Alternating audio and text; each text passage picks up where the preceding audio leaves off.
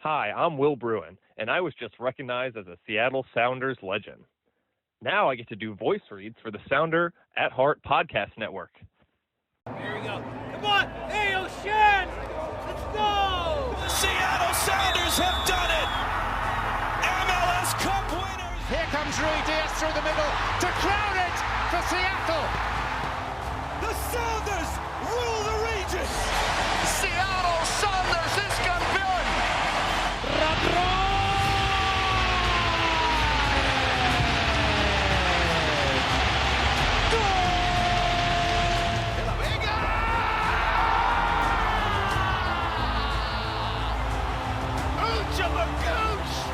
All creatures great and small!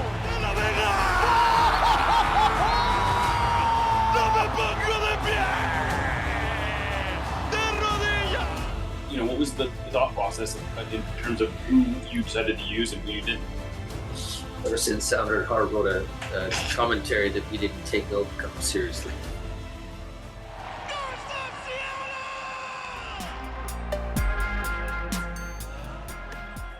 This episode of Nos Arietes is sponsored by Full Pull Wines, a Seattle-based wine retailer and proud sponsor of Nos Arietes since 2011. Full Pull was founded in 2009, is based in Seattle, and is owned and operated by longtime Sounders supporters. They offer the best boutique wines of the world to members of their mailing list, with special focus on their home, the Pacific Northwest. Welcome back to another episode of Nos Arietes on the Sounder at Heart podcast network. It is Friday. I am Jeremiah O'Shan, and of course, I am joined by Niko Moreno for another episode of What We Learned This Week. Niko, how you doing? What's going on, Jeremiah? I'm doing all right, man. I'm doing okay. Unfortunately, I got the bad news that I won't be going to Spain.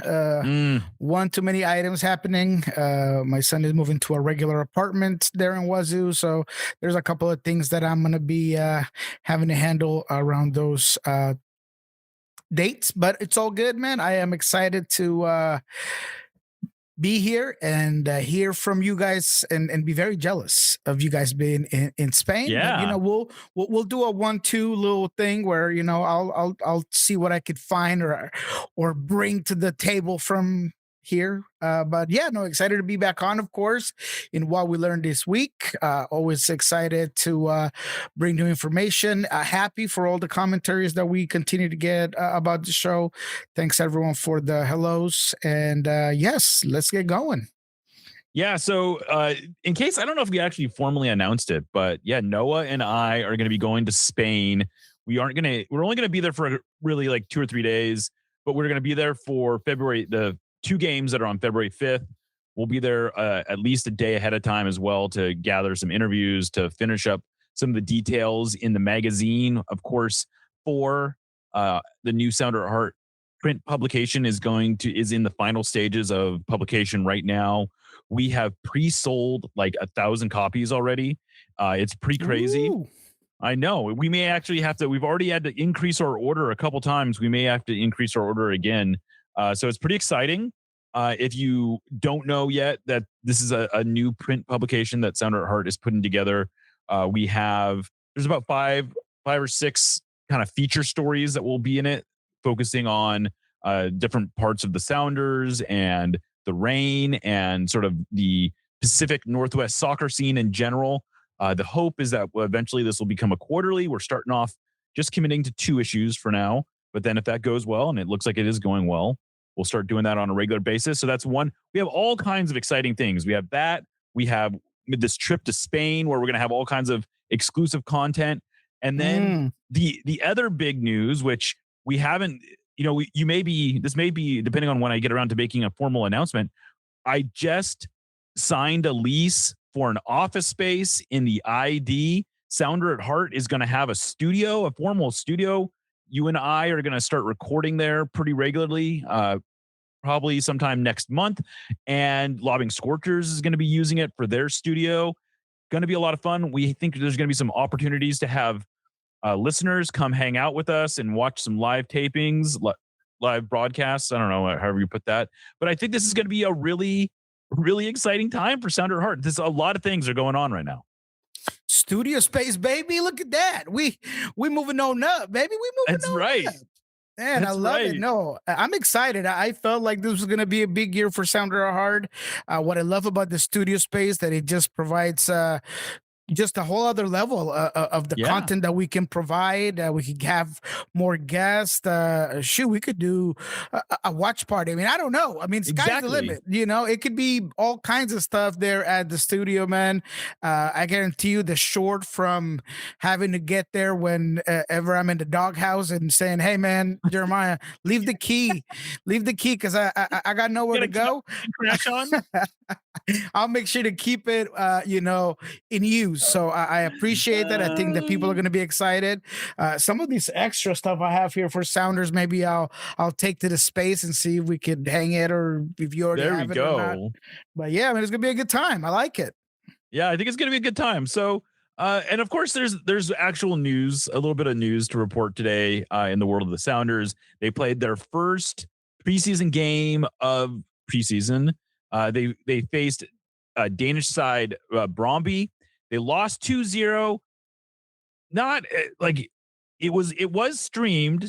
It was not streamed through the Sounders. You had to, if you like, unbeknownst to us, Brondby actually made it available. You could have some listeners, some readers of Sounder at Heart actually did it. They bought a 1 month subscription to their streaming service. It was like $7, and they got up at 5 a.m. and they watched this game. So we got some reports, some firsthand reports of what actually happened in this game. They lost 2-0. The first goal came on a bit of a scramble play in the first half. There was a couple lost marks. And then the second goal came at the very end of the match.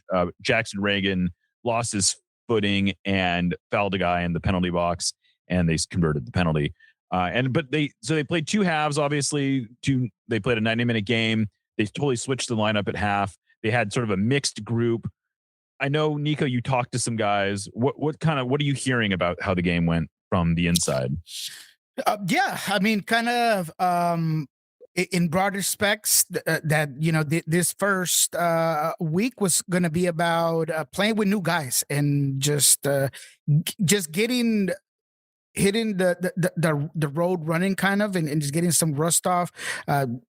Every guy told me, like, it's very different to train and practice to actually getting out there and playing against the whole other side, and having to very quickly learn how some of the guys next to you play. Because if you look at the lineups, it was a lot of Mixing mixed and pairs, right? I mean, Yes. mix and match in between lines. It wasn't like there was a lot of those partnerships, at least on the defensive and midfielder side. But what I did hear is that every single guy came off that game just saying, look, individually, we have a lot of talented players. I heard some really good things about Tino. Obviously, a guy that's still trying to get in more play time, and he's at the Como Defiance guy, but someone that I rate pretty high. I heard some really good things about him. I heard He was Georgie paired with Yamar really, in the first half. Yep. He was paired with Yamar, correct. I heard some really good things about Georgie playing out wide. So, interesting enough, every guy that I talked to just seemed excited to just play a different type of soccer.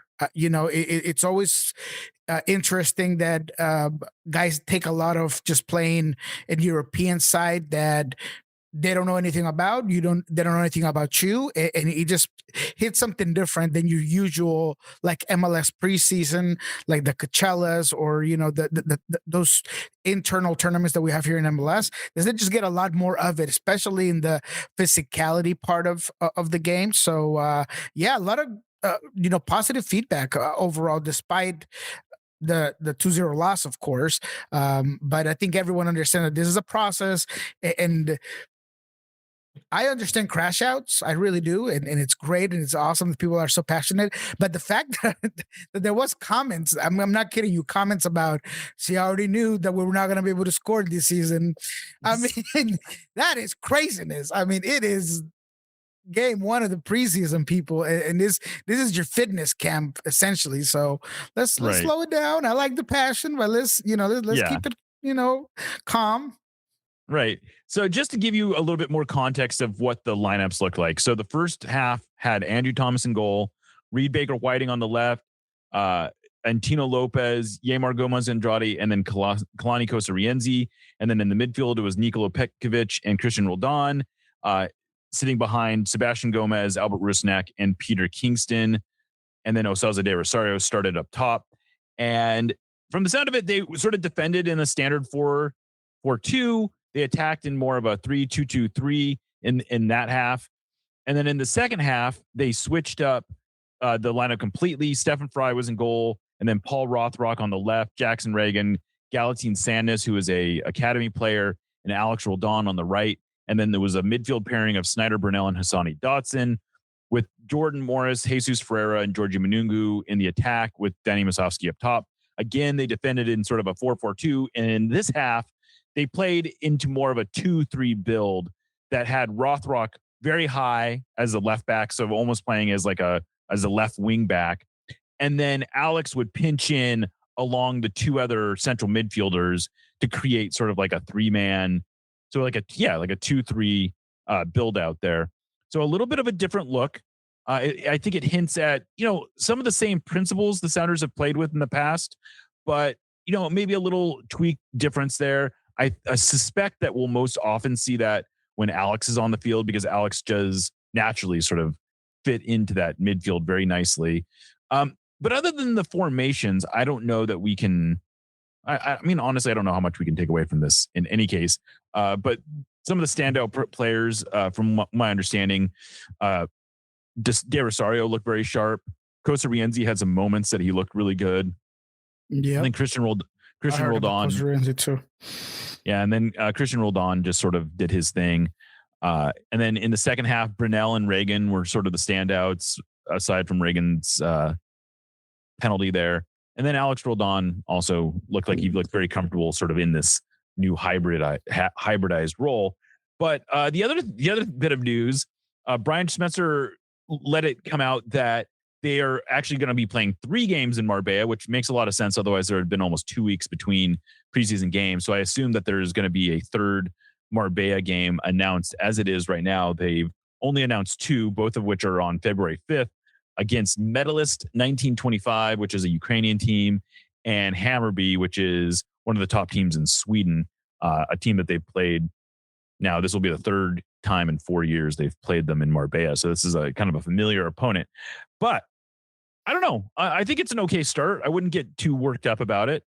Like you said, there's not any reason to be panicking or anything like that. I mean, these preseason games, you can't really take much away from preseason games, especially when, the Sounders are playing their first preseason game. Like I said, Brondby is in their midseason break. They had last played on like December 8th, I believe, which is a full month more recently than the Sounders had. And they're they come back 2 or 3 weeks before the Sounders do in terms of coming out of their winter break. So Brondby is much closer to midseason form than the Sounders are, which is another reason why you just sort of don't read too much into this one. Yeah, I mean, there are some things that we can kind of decipher, I think.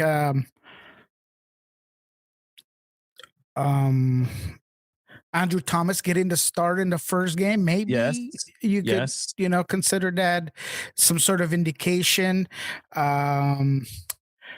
I think that some of the pairings in the second half with Jordan Morris and Ferreira and Danny Masovsky, I also found that maybe that there's some indication that that's something that they're trying because they feel like it could work. I think Osasa is still the guy that would be considered the fourth guy, I guess, on the strikers, and he's definitely gonna have to win that position. Depends on how you, I guess it looks how you look at Jesus Ferreira, right? Correct, exactly, 100%. And if the 4-4-2 is still something that they're gonna continue to work, there would be some interest for me to see how that plays out with, to me, to me. I would like to see Jordan and Ferreira at the 9, and then maybe having a little bit more speed out wide, rather than maybe what a lot of people want to see is Jordan playing on the wider channels right off the bat. So yeah, there's some interesting things. But I did hear that, it was a little bit tougher to hold possession, because I mean that's one of the things that sometimes you kind of grow into certain passing patterns, and it all goes back again. We can't really put too much stock into these games because the groups were so mixed that there wasn't necessarily like a core group of players.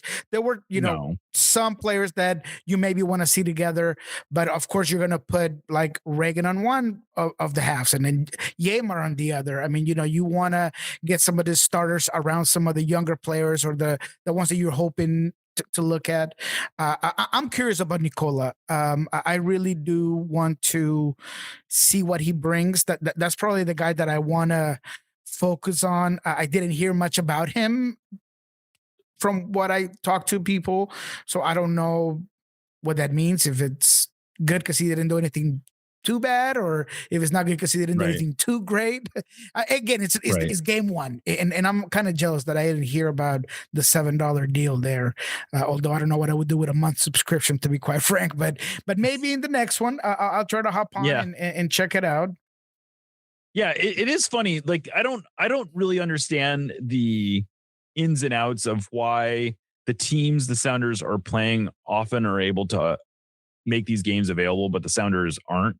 Like, I don't know if I've never really gotten a very clear answer as to why that is, other than the Sounders seem to have this general belief that there is a limited appetite from their fans.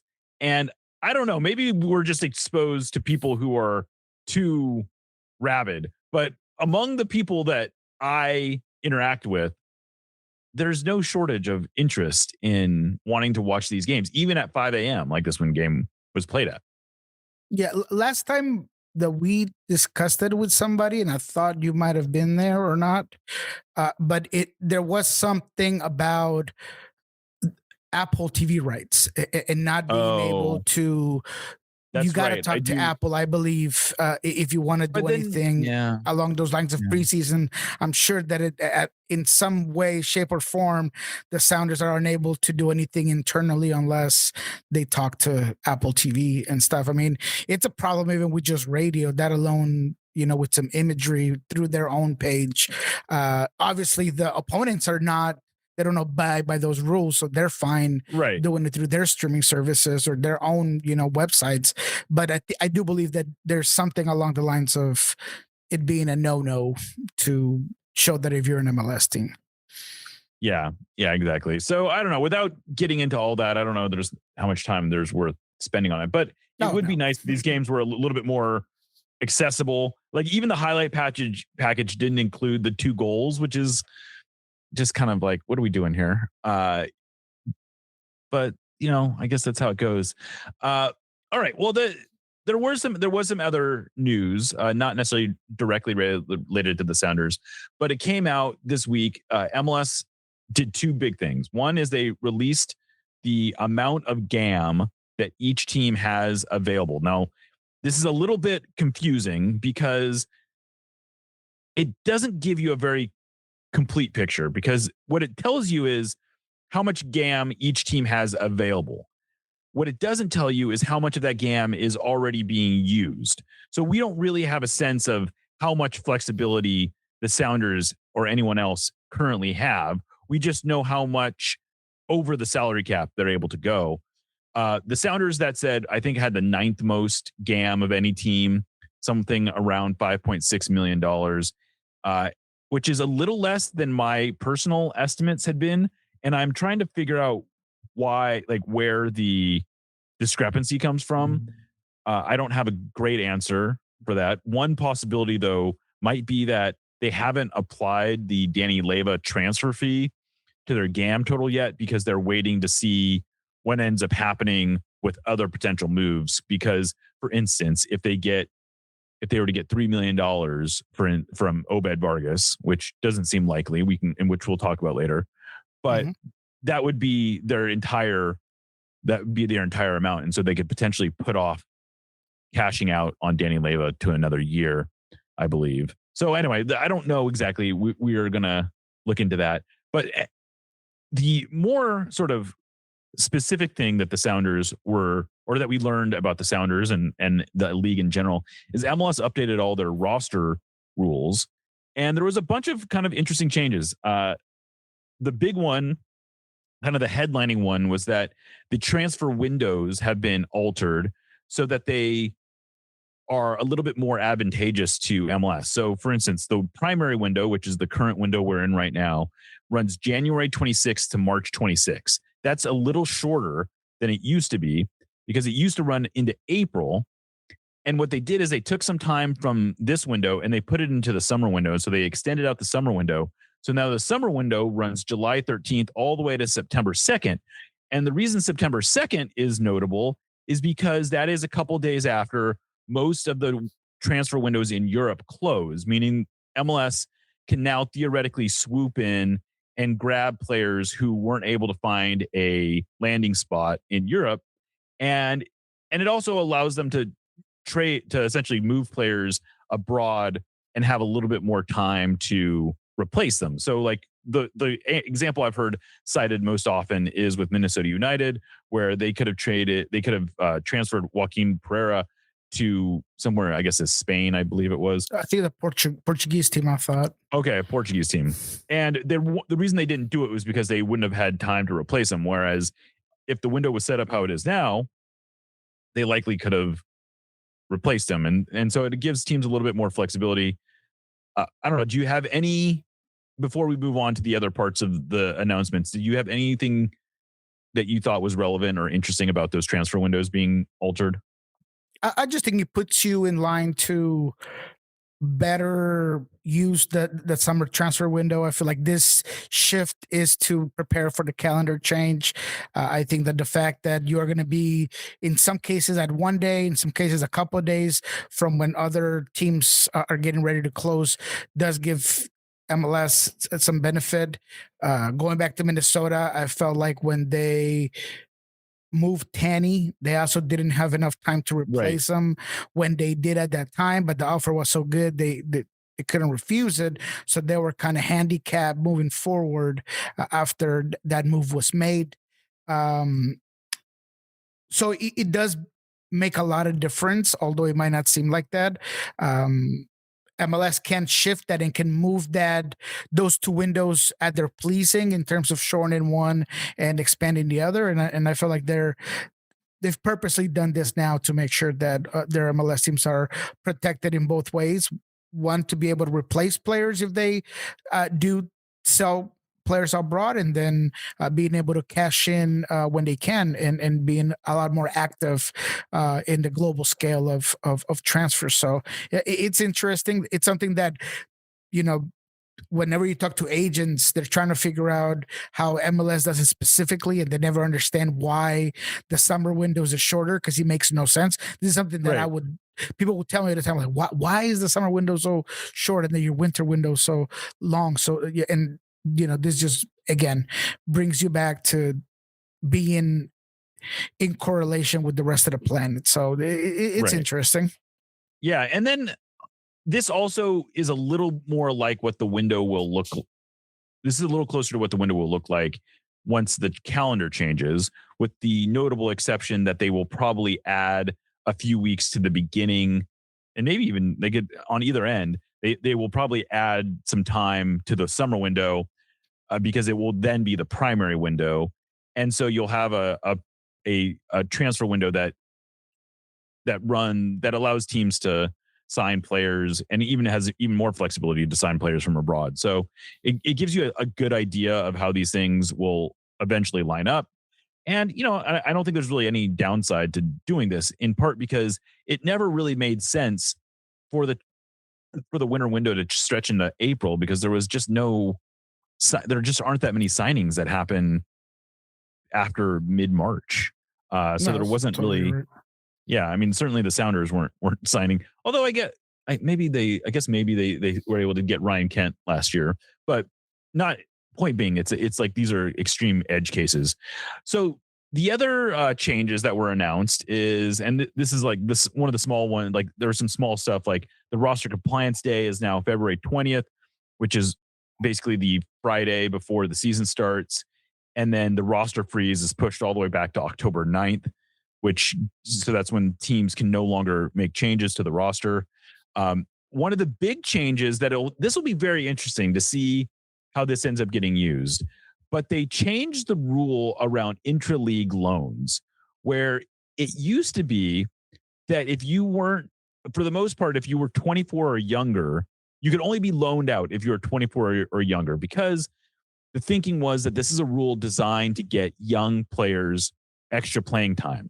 But what they've done now is they've removed all the age restrictions, so anyone can be loaned out, which honestly makes sense from a functional league perspective, because there's all types of situations where a player who is either young or not needs to get minutes, and the one team doesn't want to hold them back, or they would rather him get minutes. And so what's going to be interesting is that teams can now really stock up players potentially for the stretch run, because there's invariably going to be players who are on teams who are down at the bottom of the table, who aren't going to make the playoffs, who they can loan someone out and get something out of the player without giving the player up entirely.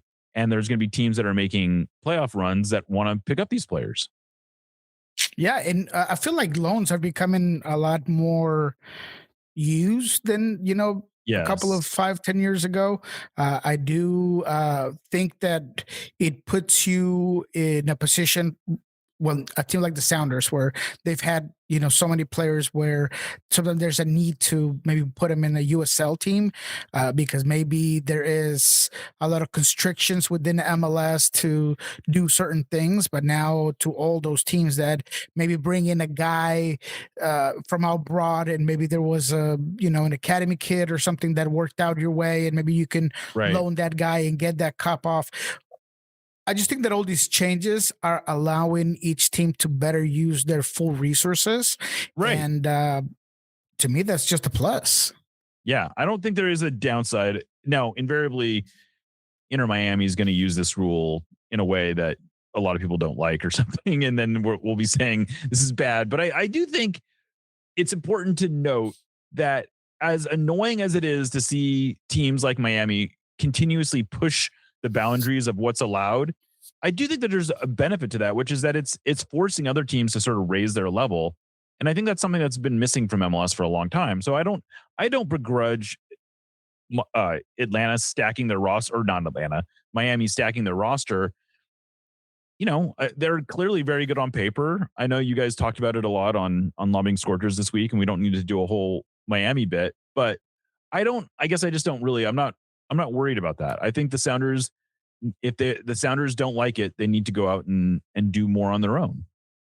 For sure. And you're right about it, pushing everyone to either improve what you're already doing because you need to close that gap, or get better at what you are doing currently, or simply change everything of what you're doing, right? So I'm looking at teams like Montreal that maybe every year they just seem to be a sore spot in the Western Conference. So maybe you change that up. Maybe a team like Miami has gone through a couple of shifts. Obviously, there was the ownership change, and then there was a theory change where instead of older name players, now they're going younger South American prospects. I mean, there's just all these things that I do believe that I'm okay with Inter Miami being that super villain, super team, call it what you want. Every league has one. Miami doesn't have to be the exception.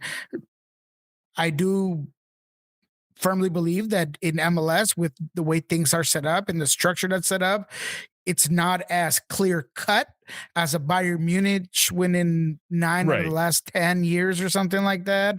But if that is what happens and they become a super team that is trying to get Denny Buanga on a cash transfer for 13 million, then you got to figure it out, and you got to find a way to minimize that gap. So I do believe that the Sounders are not worried about it because of their sustainable academy and the way the structure is set up.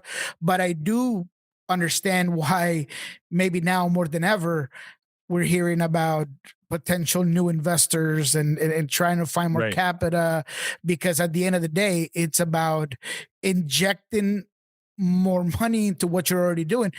Don't delete it or take it out or destroy it, but just make it better, and reinforce it.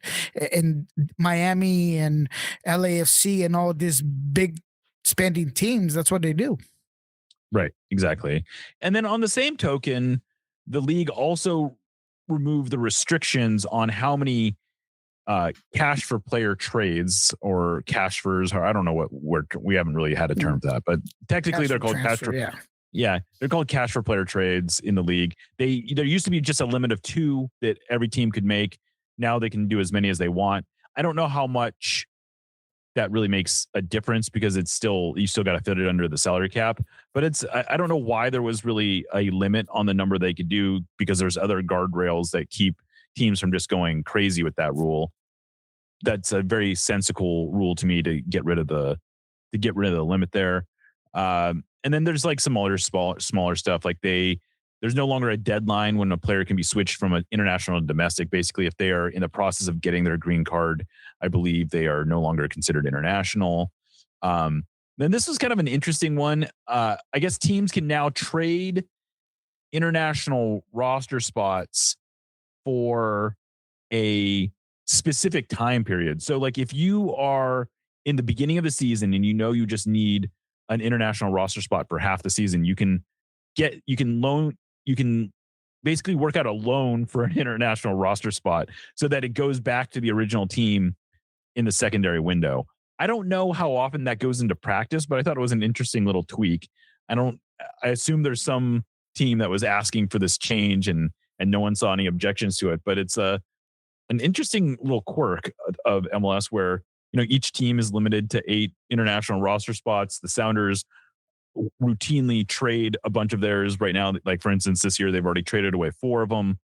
So they have no currently open international roster spots. And I think that's actually, for the Sounders, that makes a lot of sense, because what you're doing is you're maximizing the value on each of those roster spots. Essentially, they're each worth $175,000 a GAM. You traded 4 of them. You've brought in $750,000 a GAM without really doing anything other than being smart about getting players on green cards. But this is an interesting little tweak to that. And then I guess the other kind of small change, I guess if you did a cash for a DP, I guess they hit the cap at the full amount no matter when you got them. And now they would count as a mid-season DP, which is like half the charge. I don't really know how much of a difference that makes, but I don't know how often that came into play. But it's an interesting little change. And it all goes back to just trying to give teams more ways to better their teams, right? And everybody does it different, and you don't need to have 11 internationals in the starting lineup like Miami. You could do it the way the Sounders do it, and again, you could earn your value, and that's why you move your GAM, and you could do a lot of different things with your GAM and transfer it and buy down players and all of this elements that you can go ahead and use it for. But to me, it really is about, I don't like to replicate everything that other leagues do, but this cash transfers to me do present an opportunity where you start to see some of the things that other leagues can do to better themselves, both on the money aspect and the transfer aspect. The Evander move, I thought that was pretty cool. The Ayala move, I thought that was great by Inter Miami team that just wants to continue getting better. So I'm all in for all of these other less limitations on those sort of tools for each team to better their rosters. Thank you for listening to the Sounder at Heart Podcast Network. which now includes No Sarietes, Lobbing Scorchers, and the Cooler Guild. Although this podcast is free, it's only made possible through our paid subscribers. Plans start as low as $30 a year and allow us to remain independent and mostly ad-free. Subscribers get access to all our written and podcast content, including a full-text RSS feed and a mostly ad-free podcast feed that includes every show in one spot. If you really like what we're doing, though, I'd encourage you to sign up at our higher tiers, which include all sorts of various perks. The most popular of those is our members-only Discord, where the real Sounders sickos hang out. I know I've called this group the smartest, funniest, and best-informed Sounders fans in the world, but it's more than the rough equivalent of a Sounders Mensa meeting. Discord is where we make things happen, like for real. You know the promotion the Sounders ran that offered fans the opportunity to trade in their Messi jersey for a Paul Rothrock one? That originated in our community. You'll not only be the first to know about stuff, but you also have a semi-direct line to the movers and shakers at the Sounders organization. If you want to be one of the totally normal people who occupy the Sounder at Heart Discord, just become a supporter of Sounder at Heart. Anyway, thanks for listening, and go Durs. No Sarietes, admittedly, is not exactly known for our spicy takes, but that doesn't mean we want our food to be mild. Spice up your life with Hacks and Ferments. Handcrafted in Georgetown and made with the best local ingredients from across the Pacific Northwest, they specialize in unique small batch fermented hot sauces and vinegars. Hacks and Ferments brings bold flavors and natural fermentation together for something truly special. Whether you're a heat seeker or just looking to elevate your cooking, you'll find something you love at hacksandferments.com. That's HAXANFERMENTS.com. And right now, if you use the code Sounder at Heart, that's all one word, at checkout, you will get a free hot sauce with your order. Again, go to hacksandferments.com, use the code Sounder at Heart at checkout for a free hot sauce with your order. Hacks and Ferments is a proud sponsor of the Sounder at Heart podcast network. Right. Yeah, I totally am with you there. I think MLS moving towards less complication and more common sense approach is absolutely a positive. And I think all of these changes, you look at them and you sort of, I think if anything, you ask yourself, why was it different before and not why are they making this change? Like almost all the changes seem like they are in the goal of making things easier to understand and giving teams more flexibility. And I don't really see obvious downsides to this, especially when, I suppose there's, like I said, there's going to be teams who exploit these new rules, but that doesn't make them bad. That just means that other teams need to be trying to exploit them too, because that's why they're there. Right. And then one other thing. Oh, go ahead. No, go ahead. I don't know if you were going to go to this yet, but I did want you to just take a couple of seconds and just remind the people, the audience, about some of those restrictions on buying down players, because it's a question I get constantly asked, and I try to explain it my way, but I know that is your wheelhouse. You're the expert when it comes to this sort of thing. So if you could just enlighten everyone on why the Sounders can't just go ahead and buy down a player like Jordan Morris or Rusnak or whoever certain audience members hate. Well, and I don't know if it's that they hate them. It's that I think there's this kind of constant perception that you can ultimately do anything you want with any player. And that's not quite right. Like there's two kind of big numbers that you have to keep in mind. We're using broad terms here when you're talking about the status of a player. One of them is the maximum salary charge that a player can have, meaning they cannot count more than this against your salary cap, meaning that if they are above this number, unless they're a designated player or a U22, you have to use targeted allocation or general allocation money to buy down their cap hit. And that's $750,000. So if you are making more than $750,000 in combined salary and transfer fee, the teams need to buy you down. I think people understand that. But where it gets tricky is that there's a limit that you hit. And if you're making more than 1.8 million, you are no longer eligible to be bought down to that other number. You automatically just count this much against the cap. And those are where designated players come in. And all three of the Sounders designated players, Pedro de la Vega, Albert Rusnak, and Jordan Morris count more than $1.8 million against the cap, meaning they have to be DPs. There is no way to buy, if you're making more than 1.8 million, there's no way to buy down that cap hit below the DP threshold. You are a DP. Now, if they wanted to, now the Sounders could do this.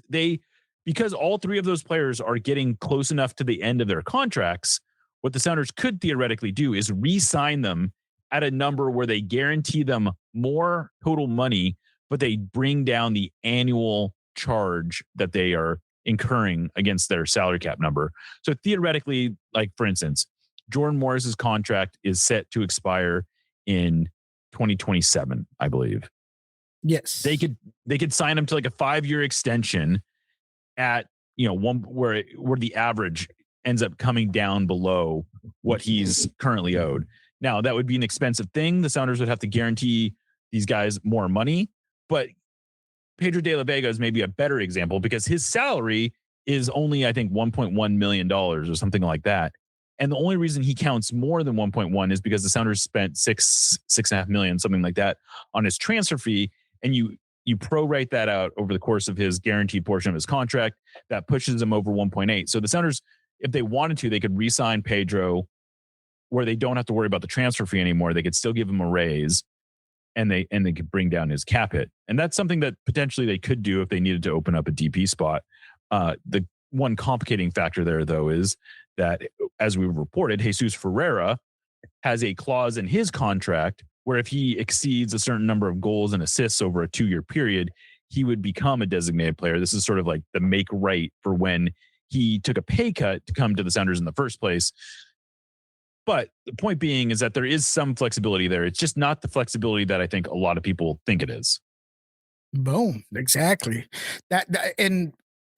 There's nothing better than to, understand the way the system works and the intricacies of the salary for, a lot of our audience that is probably some of the most knowledgeable out there, and they don't have to listen to, just maybe certain places where you just kind of say things just the same, and don't realize that the difficulty of certain movements. So it is interesting. I do think that with the amount of GAM that the Sounders have and the current roster they have, they have a lot of options more towards the summer window.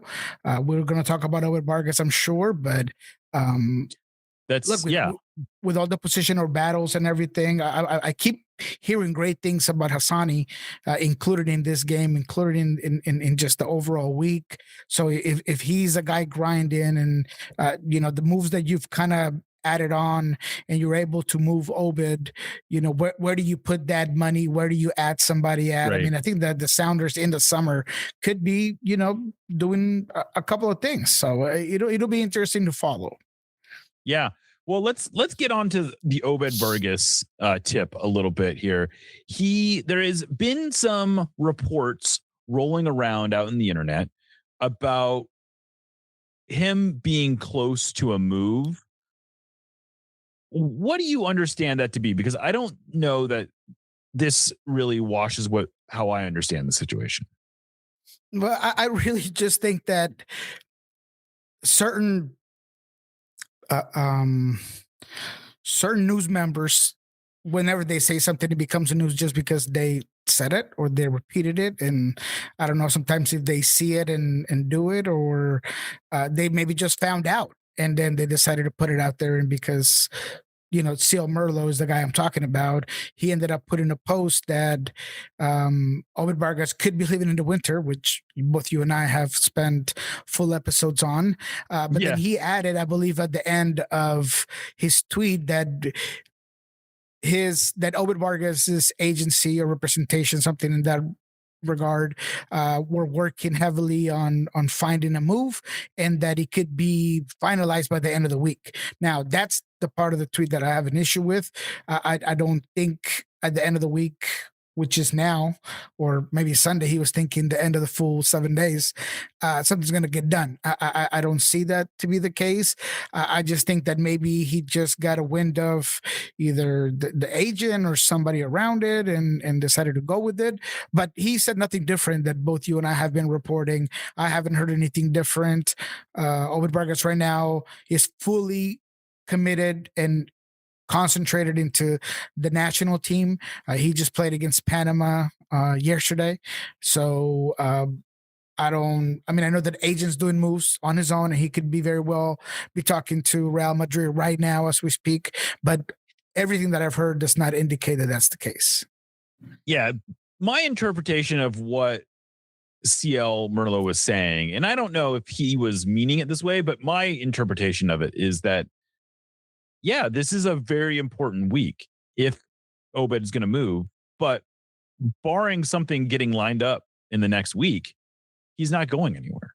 And I think we would both at this point be happy for him, happy for the Sounders if they found a landing spot for him where the Sounders are able to get a few $1 million up front, maybe get a sell-on fee on the back end, and ideally even get loaned back to the Sounders where he's able to play for the next 6 months and put himself in the best position possible to make the World Cup.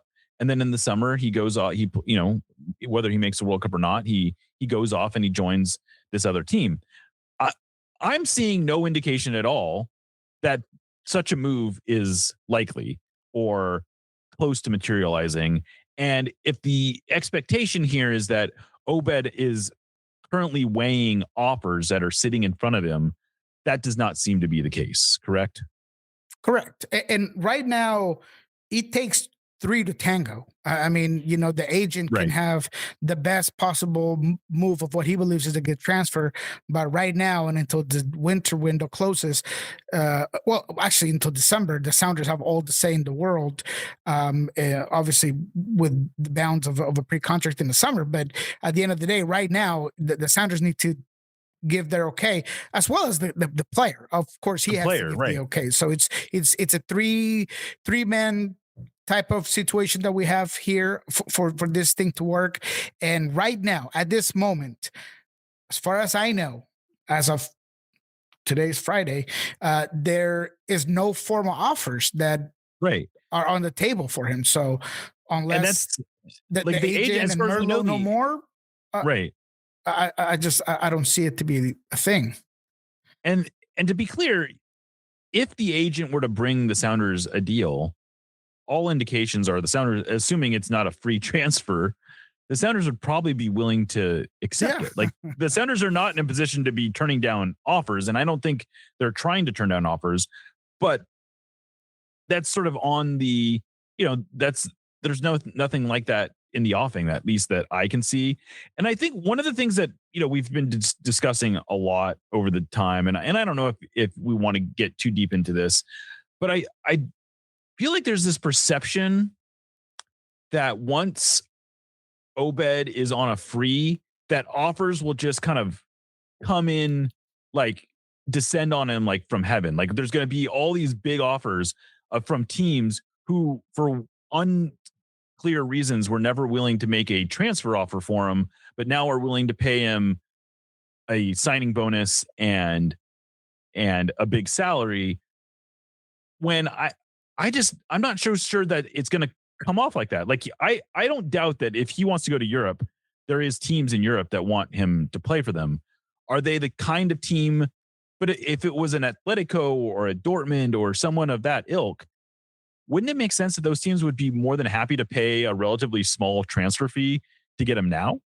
Of course, because you don't have to get into the bidding war, and there are elements of your value that, regardless of whether you want to admit it or not, go down when you're a free agent or you have decided to go on your own. And to me, that does cap the big teams from getting into it. So I don't know. Again, it's a gamble.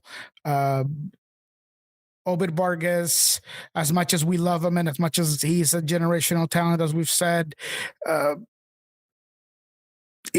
his value is limited by his position a bit. I mean, I was watching him with the with the Mexican national team. I almost say US-17 with the Mexican national team against Panama, and because of the way that Mexico plays and the positions where he would be more influential, he kind of got cited and could barely get on the ball. I think he got like something across 26 touches.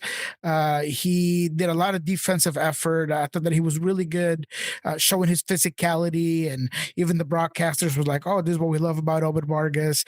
But when it comes to that highlight reel tape and some of the things that maybe if you're a free agent that everybody's just waiting at the door to just pour millions and millions of dollars at you, I don't necessarily know if that's where he shines at. So to me, it would be so much easier if the Sounders and Obed would find a deal now where there is a team that is so interested in you that they're willing to pay $3-4 million, and then they're ready to assure you X contract for X salary, and not have to just gamble with your future there in the summer or moving on forward.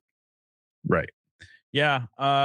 Yeah. And I will say that the silver lining to all this is that from a Sounders perspective, the worst case scenario seems to be that they end up with Obed on a very affordable contract for another year, and they get to make a run at another title. And that's certainly not the ideal situation for the Sounders. The Sounders clearly have believed that Obed Vargas is a valuable player who they would prefer to have under contract, and they would prefer to ultimately get some money out of.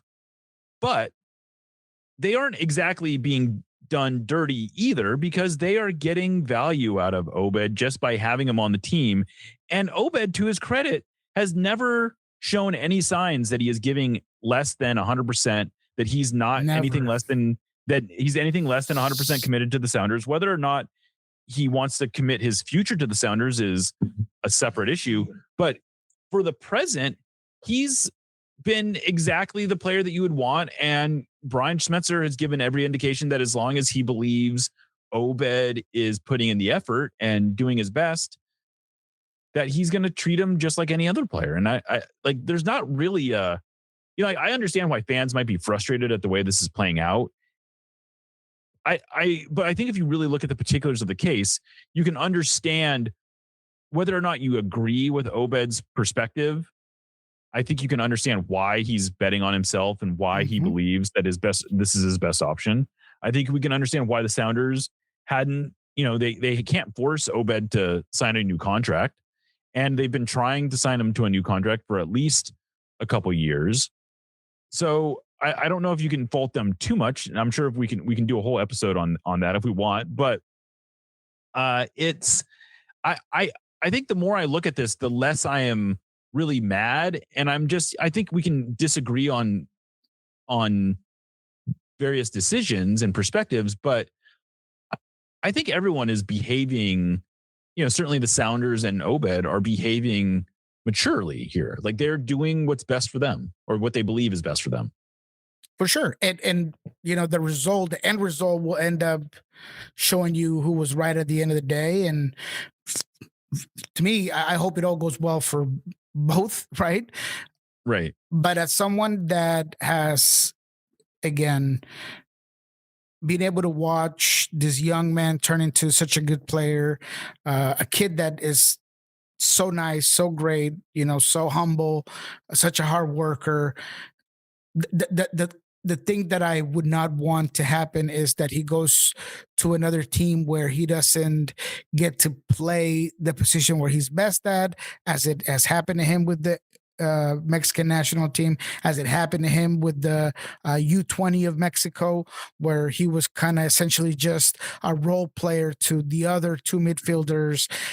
And then he just loses his light. And at the end of the day, I want to see an Obed Vargas that, makes it to the Premier League at some point, or he's this phenomenal player. And I feel like this next move is crucial. And and this is my opinion, because I know that he probably in his camp probably thinks differently. I wish that he wouldn't feel like he has to rush that decision, that he could say, okay, look, I'm going to sign 3 years with the Sounders and I'm going to get top dollar, everything that I can get. And I'm going to make sure that the next step, I'm really being careful and I'm really assessing all the options rather than me feeling like shit, I have to this day to make that decision. Because yeah, maybe you get the offer that you want, but was that the right decision? I mean, I don't know. And that's the one thing is anytime that you rush a decision like this, to me, I just hope it doesn't affect the player. Yeah, I would hope so too.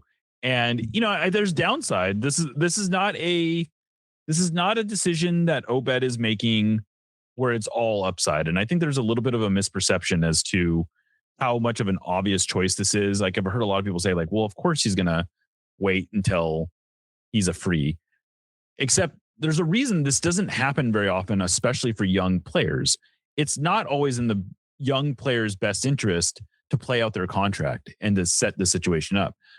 The reason we see, for the most part, almost exclusively older players, highly, like if you're marketable, older players sometimes fall out of contract that for various reasons, right? But for younger players, it's usually the only reason you're out of contract is because you don't have a lot of options. And so it's not literally unprecedented, but it's rare for a player like Obed to sort of just play out their contract and try it this way. Maybe it's going to be something that happens more in the future. And it's something that I think for a player like Obed, because he signed at such a young age, it makes it a little bit more possible. But I don't know that this is a path that a lot of other players are necessarily going to follow. I agree. Totally agree. I think that if we move on from Obed, and I don't know why I keep doing this like little exercises, but I want to ask you, let's say that Obed moves right now before the winter window and you have, I don't know, let's say you get $4 million for him in the summer. Are you comfortable enough with what you have in midfield to go and use that to solidify another position, or do you replace that same center midfield position? And which position would it be to you? If Obed is gone and it's the summer, do you get another center midfielder that can replicate him, or do you use that money to get better elsewhere?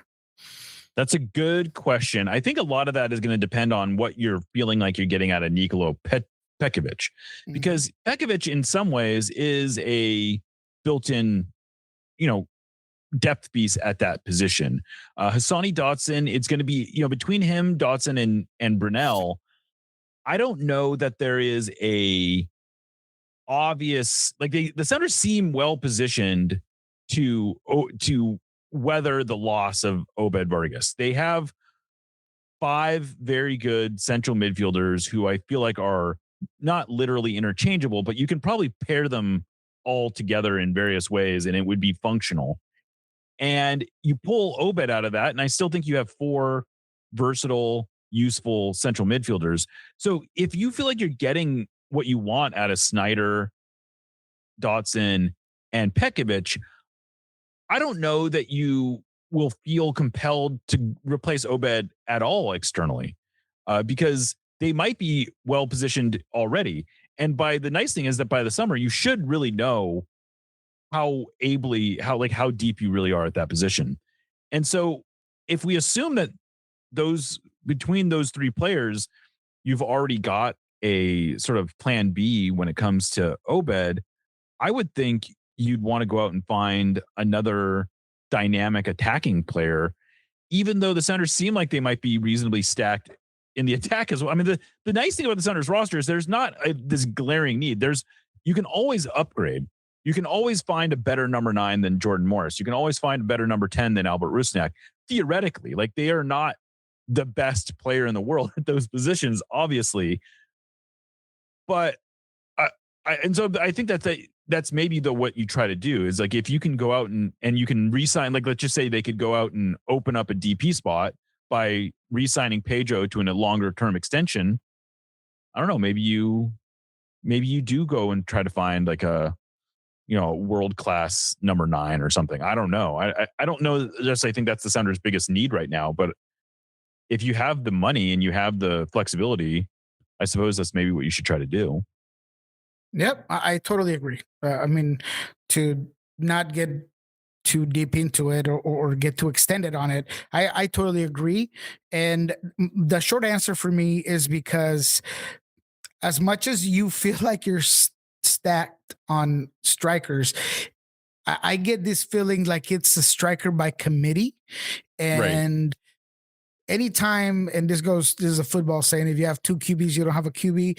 I feel like it feels like every striker sometimes like, oh, well, maybe Jordan could play out wide and, maybe he could play the 9 and, Ferreira, he could play out wide as a pocket winger, but, he could maybe up there. Danny Musovsky, well, we love it, but he maybe had a fluke here. We'll see what happens with Osasa de Rosario. I just want to use that money to have a guy that is undeniably absolutely the guy that you want up top. And I know that I'm asking for too much because any guy can come in here and be a bust just because he's a great profile player and you spend X amount of money doesn't give you the guarantee. But at least I won the illusion that you're going out there and getting a guy that for sure is the future of the franchise at the 9 position. And I want to die on that hill. And it's not out of like the same narrative because it maybe sounds ironic that I'm asking for this when the team just came from a 60+ goal season, but I still feel like a striker, a real spear at the end of that attack would be beneficial. So, yeah, I mean, you can, like I said, crazy, but I like it. I don't think you're crazy, and I don't think you're crazy. I mean, I guess I kind of said this, but I think it's not, and it's not to slander Jordan Morris or no, Paul Rothrock or Osasa de Rosario or Danny Musovsky or any of these attackers. It's just that the world is a big, big place, and if you have an unlimited roster spot to go find a solution, you owe it to yourself to go as big as you can, right? And they shouldn't be, I think there's this idea that the Sounders are sort of like protecting certain players. I don't think that's what's happening. I think the Sounders are just working within a budget for the most part. But if their budget grows, their ambition should grow along with it. So, and I'm someone who just doesn't think you can have enough depth in the attack. Like you can always have one more attacker that you can figure things out. Yeah, bring off the bench or a different profile player. And again, I'm thinking about the future. I'm thinking about a guy that's going to come in. He's, he doesn't have to be a U22. He could be 24, 25. Because I have a lot of stock on Jesus Ferreira. I think that he just won me over last year. I'm a big fan too. I think he's a guy that's going to be here for a while and is going to be a big deal for the Sounders in the attack, but I just want somebody else that could be right along him. And again, this is not Jordan Morris slander by any means. It's just that with his age and the injuries and things, I want him, and I think he's going to have a great season, and I hope he has a great season. But in 2 years, who's that next guy coming up? That's what I want with that move in the summer is having that guy who I can be like, oh yeah, that's the guy that's going to take over. Yeah, and the U22 spot, they do have an open U22 spot. They don't currently have an international roster spot, but they can always get one of those. Yeah, and I would think that the U22 spot is like, if I'm going to use a U22 spot, I want to get the highest upside I possibly can. And I know that Craig has said before that they are mostly focused on bringing in players that can help them right now. But the way I look at the roster, they don't necessarily need that. Mm-hmm. They can afford to be more, long game focused, and they can start succession planning. And I think that that's a perfectly fine way to use a U22 spot if that's what they want to do. It comes in a much more budget friendly number. They can do it with, that's where you can, if you got $4 million for Obed, you can turn around and spend it right away on a U22, something like that. But I don't know. These are all hopes. Right now it doesn't look like the Sounders have the roster space or the budget to go out and make a big signing before the season starts, barring a change. And hopefully, maybe one of those changes happens. But anyway, I think that's what I have. You have anything else, Niko? No, not at all. I think that we used enough of what we were able to see. Again, I would love to talk more about the game, but I am apprehensive about it. Yeah, I know. I didn't watch the whole thing, and I wish we could have talked more about it, but it'd be just disingenuous of me to be like, oh, this is what happened. This is the players that did this. But from what I heard, I think we hit it all. Talked about the news, talked about Merlo trying to steal our thunder. I mean, I think we're, I think we hit it all up. So no, I'm excited for what the next week's going to bring along. And I'm ready for the season to start. I'll tell you that. Absolutely. I am too. All right. Well, we will, I think, be back. I'm sure we'll be back next week. And then after that, the next time I'll talk to you is probably when I'm in Spain. So look for that. And thank you to Niko for joining us again. Again, if you want to get in on the pre-sale of For the Sounder at Heart magazine, I would urge you to go to Sounder at Heart right now and click on there's a million links on there. Find one of those, get the pre-order in, get the $10 price. Don't get stuck paying $15 cover price that everyone else is going to be paying. We're going to have a lot of news on that. We have a lot of news coming up. This is a very exciting year for Sounder at Heart. We're going to be hearing more from Niko. Niko is going to be expanding his role with us. We haven't really talked about that yet, but we'll have more details on that soon. But Niko, thank you for joining me. You can follow him on Blue Sky El Rolo NW, as well as on Soccer Down Here. Anything else that you want to plug, Niko? Nope, no, that's it. Soccer Down Here, Lobbins Scorchers, and of course, Sounder at Heart. And yes, just stay tuned on Sounder at Heart, man. We got some real fire stuff coming up. And sometimes it doesn't go as planned, as Jeremiah knows. But, we got some stuff there just waiting. Absolutely. All right. Well, let's get out of here. I'm Jeremiah Shan, signing off for Niko Moreno. This is No Sadietes, part of the Sounder at Heart Podcast Network, and we will catch you next time.